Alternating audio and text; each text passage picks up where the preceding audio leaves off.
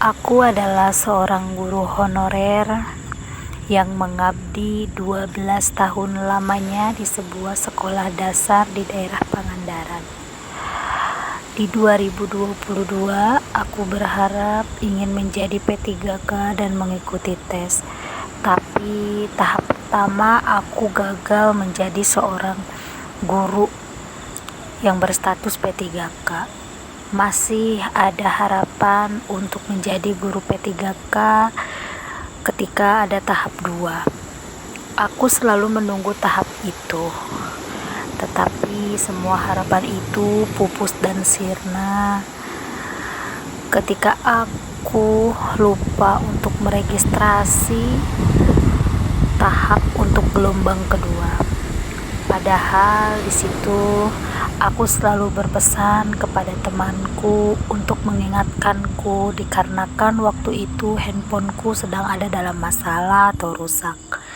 Aku selalu menunggu kabar dari temanku untuk tetap bisa mendaftar P3K tahap 2. Hari demi hari kulewati dengan mengajar di sekolah sambil menunggu berita. Sampai suatu ketika aku sedang mengajar di kelas, dia datang menghampiriku dan memberitahu bahwa dirinya akan melakukan tes swab untuk persiapan testing tes P3K tahap kedua. Hanya dalam jangka waktu 2 hari dia akan melakukan tes. Di situ aku berpikir dan bingung. Aku bertanya kepadanya, kenapa aku nggak tahu dan kenapa secepat itu?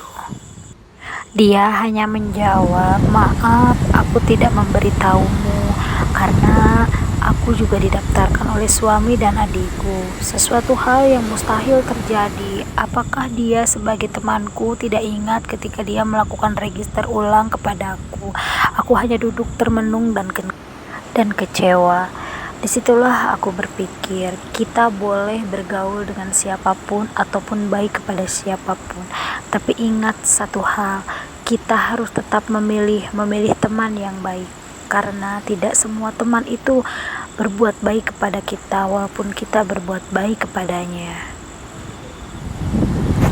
Semoga dengan kejadian itu kita semua dapat sadar bahwa tidak semua di dunia ini orang itu baik kepada kita. Semoga temanku itu bisa hidup berbahagia dan tercapai cita-citanya sesuai apa yang kamu inginkan, sobat.